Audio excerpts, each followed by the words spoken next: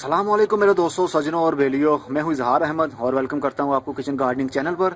और उम्मीद भी रखता हूं कि आप सब लोग खैरियत से होंगे, फिटफाट होंगे, अच्छे से कामों में खूब अच्छे से बिजी होंगे। तो दोस्तों, आज का मेरा टॉपिक पेटूनिया पर होगा और पेंजी पर होगा। ये हमने 6 तारीख को इसकी सीडिंग की थी और आज 13 तारीख है, मतलब 7 दिन का ये रिजल्ट आपके सामने है। मेरा था आइडिया कि सबसे ज्यादा जर्मिनेशन जल्दी स्टार्ट होगी पेंजी की और उसके बाद होगी पेटूनिया की, लेकिन पेटूनिया की सबसे पहले जर्मिनेशन स्टार्ट हुई। और जर्मिनेशन देखें कैसी स्टार्ट हुई। आई थिंक जितने मैंने सीड्स लगाए थे सबके सब जर्मिनेट हो गए हैं और उनकी सीडिंग स्टार्ट हो गई है और बहुत जल्दी ये बड़े भी होने वाले हैं। और ये देखिए, ये अभी पेंजी की सीडिंग स्टार्ट हो रही है, कुछ अभी निकल रहे हैं, स्प्राउट निकल रहे हैं और कुछ तो निकल आए हैं। जर्मिनेशन तो दोनों की स्टार्ट हो गई है, लेकिन मेरे नज़दीक जो मैं चाह रहा था वो इसकी पहले होनी चाहिए थी और पेटूनिया की बाद में होनी चाहिए थी, लेकिन पेटूनिया की पहले स्टार्ट होगी। वेल, अब ये इसका रिजल्ट तो मुझे अच्छा मिल रहा है। आप ओवर वाटरिंग मत कीजिएगा, सर्दी का सीजन है, नवंबर की आज 13 तारीख हो गई है। अगर आप इसको शेड में रखते हैं तो वहां पर धुंध भी पड़ेगी, वहां पर सूरज की रोशनी नहीं आ पाएगी, इसलिए इसकी सीडिंग खराब हो जाएगी। क्योंकि हमने काफी लेट सीडिंग स्टार्ट की थी इसकी,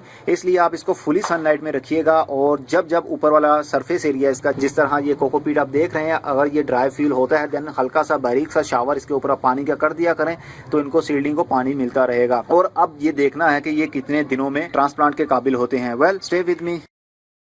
9 दिन का ये रिजल्ट आपके सामने है, कितनी जबरदस्त ग्रोथ चल रही है। पेटूनिया की सबसे ज्यादा सीडिंग स्टार्ट हुई क्योंकि इसके सीड भी काफी ज्यादा थे और आप देख सकते हैं कितने ही छोटे छोटे से स्प्राउट इसमें निकल आए हैं जमीन में से और बहुत जल्द ये बड़े भी हो जाएंगे।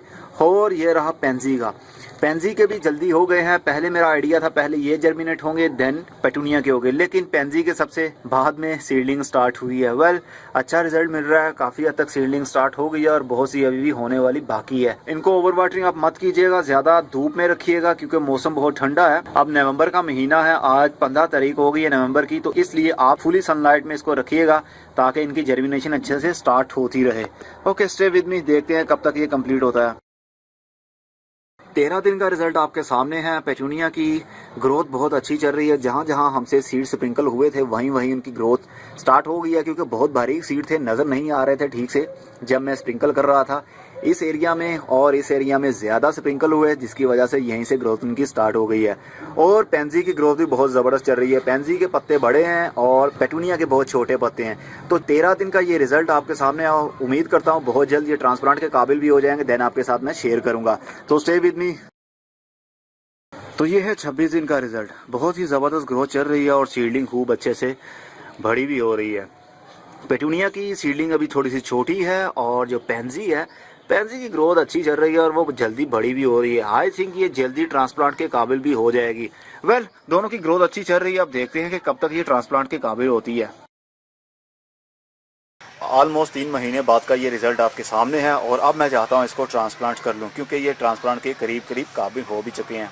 कुछ प्लांट्स अभी छोटे हैं जिनकी अभी ट्रांसप्लांटिंग नहीं करनी चाहिए, लेकिन अब सीजन ऑफ हो जाएगा क्योंकि ये गर्मी के सीजन में मर जाते हैं। इससे पहले पहले मैं इनको ट्रांसप्लांट कर लेना चाहता हूँ। 3 महीने बाद का ये रिजल्ट हमें मिला। अगर मैं इनको फुली सनलाइट में रखता तो देन इनकी जर्मिनेशन जल्दी स्टार्ट होती और इनके साइज भी जल्दी बढ़ जाता और अब तक ये फ्लावरिंग पर भी आ जाता। लेकिन जहां पर इनको मैंने प्लेस किया हुआ था वहां किसी एरिया में धूप आती थी और किसी एरिया में धूप नहीं आती थी, इसलिए कहीं से इनकी जर्मिनेशन जल्दी स्टार्ट हो गई और कहीं से कम।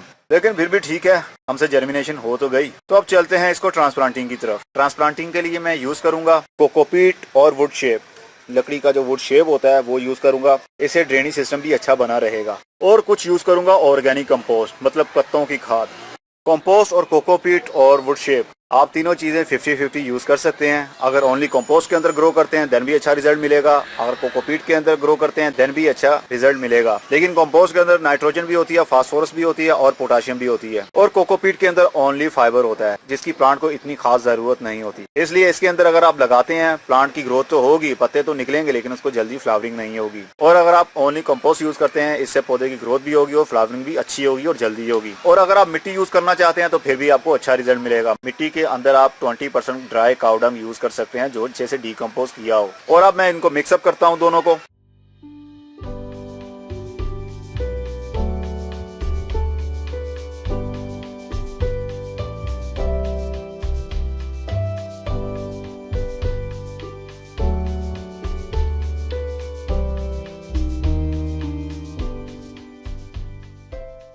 इसको अच्छी तरह से मैंने मिक्सअप कर लिया है। अब ट्रांसप्लांटिंग करूंगा मैं इन टोकरियों के अंदर। मैं इंडिविजुअल एक एक पॉट में एक एक प्लांट शिफ्ट नहीं करना चाहता क्योंकि सीजन इसका ऑफ हो रहा है। एक को इस टोकरी में मैं ग्रो करूंगा और इसको हैंगिंग पॉट भी हम बना सकते हैं।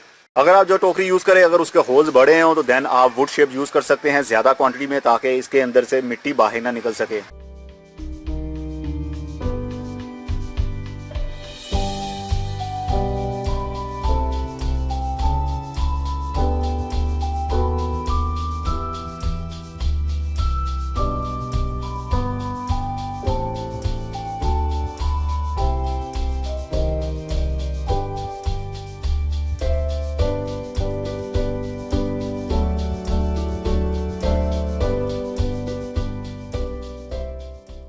सबसे पहले मैं पेंजी की सीडलिंग को ट्रांसप्लांट करूंगा। ट्रांसप्लांटिंग के लिए आप डिगिंग टूल भी यूज कर सकते हैं, लेकिन मैं ये सीजर यूज करूंगा। कोई ऐसा टूल यूज कर सकते हैं आप, कोई ऐसी स्टिक यूज कर सकते हैं आप जिससे रूट्स को कोई प्रॉब्लम ना हो, मतलब रूट्स ना टूटें। सबसे पहले हम इसका पूरे का पूरा रूट बॉल बाहर निकाल लेंगे, देन हम इसको इंडिविजुअल करेंगे। रूट बॉल को बहुत आराम से आपने बाहर निकालना है।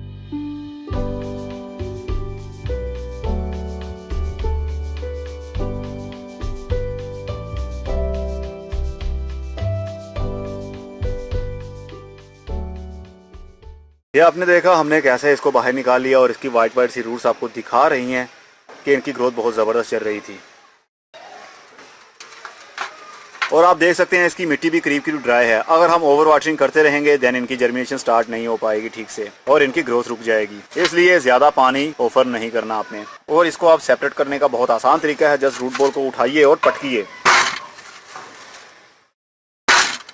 इससे ये मिट्टी सॉफ्ट हो जाएगी लेकिन रूट्स नहीं टूटेंगी। अब हम सीजर की मदद से इसकी मिट्टी और रूट्स को अलग अलग करेंगे। इसको क्यूब्स में आप डिवाइड कर सकते हैं, ब्लॉक्स में डिवाइड कर सकते हैं।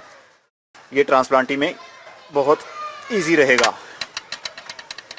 अब ये कुछ इसके साथ मिट्टी भी लगी हुई है और इसकी कुछ रूट्स भी हैं। अब इसकी रूट्स को और मिट्टी को हम जुदा नहीं करेंगे, जस्ट इसी तरह इसको ट्रांसप्लांट कर देंगे कंपोस्ट के अंदर। इसी तरह सबको मैं कर लेता हूँ।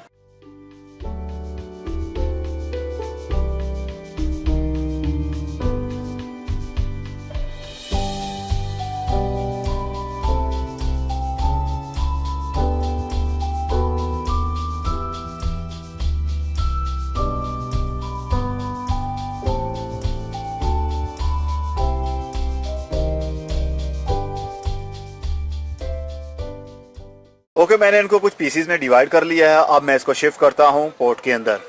मैंने जस्ट कंपोस्ट को इस टोकरी के अंदर डाला है लेकिन अभी इसको पटका नहीं है। अगर मैं इसको पटक देता हूँ तो ये हार्ड हो जाएगी इसकी लेयर, जो हमें अभी ज़रूरत नहीं है। पहले हम इसके अंदर ट्रांसप्लांटिंग कर लेंगे, देन उसके बाद इसको हल्का सा पटकेंगे तो सारा इक्वल हो जाएगा। अब प्लांट्स को पकड़ते जाइए और थोड़ी सी इसकी मिट्टी को हटाते जाइए और इसको ऊपर रखते जाइए।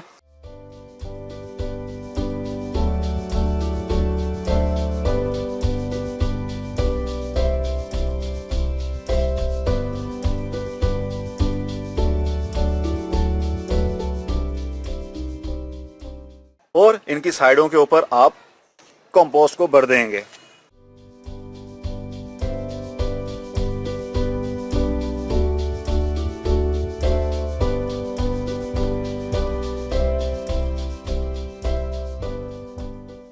अब इस साइड पर हम दूसरे प्लांट्स को शिफ्ट करते हैं।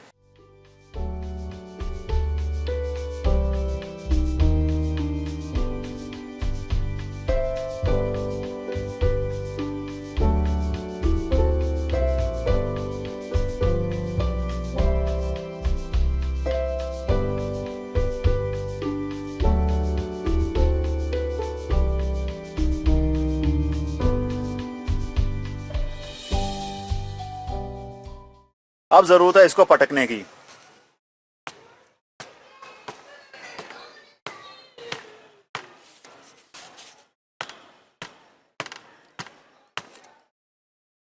ओके, ये ऑलमोस्ट कंप्लीट हो गया। अब टाइम है इसको पानी देने का। पानी हम देंगे शावर की मदद से।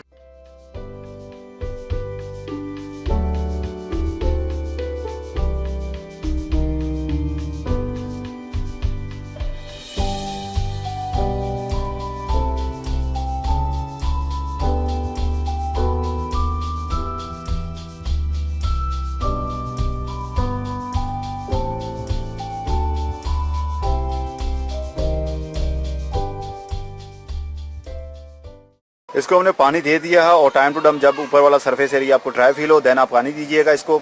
और अब इसको ज़रूरत है फुली सनलाइट में रखने की। फुली सनलाइट में रखेंगे 2 से 3 दिन में इनके पत्ते स्टैंड हो जाएंगे और न्यू ग्रोथ स्टार्ट हो जाएगी। क्योंकि सर्दी का सीजन है, अभी फरवरी का महीना है, तो इसको सनलाइट की ज़रूरत है। और ये मई टू जून के महीने में ये मरना शुरू हो जाते हैं क्योंकि ये सर्दी का पौधा है। और अब बारी है पेटूनिया की।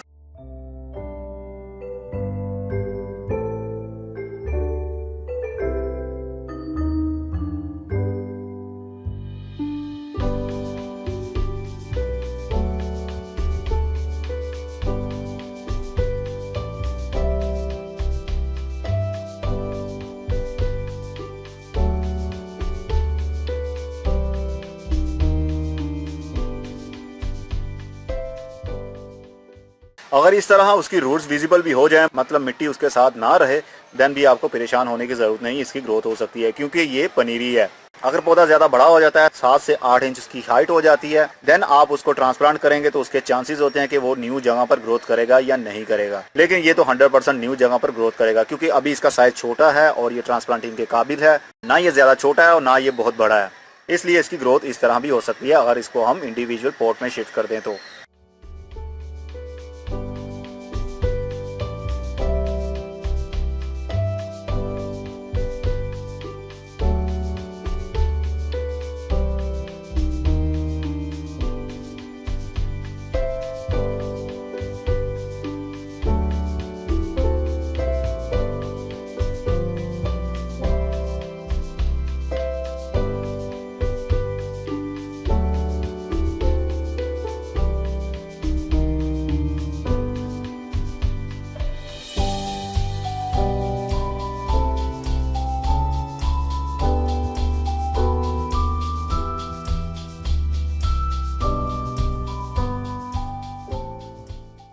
ओके, तो ये भी ऑलमोस्ट कंप्लीट हो गया। अब इसको पानी देने की ज़रूरत है।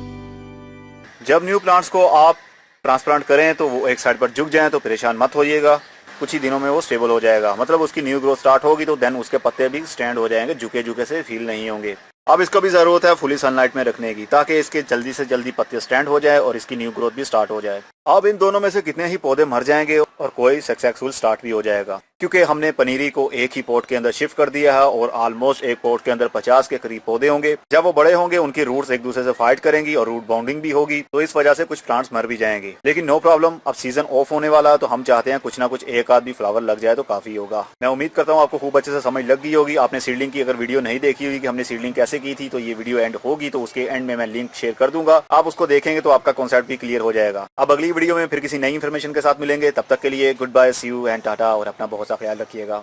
क्या आप भी इजहार की तरह वीडियोस बनाना चाहते हैं? अगर हाँ, तो अभी उर्दू ट्यूब चैनल विजिट करें और सब्सक्राइब कर लें। वहां पर आपको यूट्यूब चैनल क्रिएट करने की और उसको ग्रो करने की फ्री ट्रेनिंग मिलेगी। चैनल का लिंक आप स्क्रीन पर एंड डिस्क्रिप्शन में देख सकते हैं।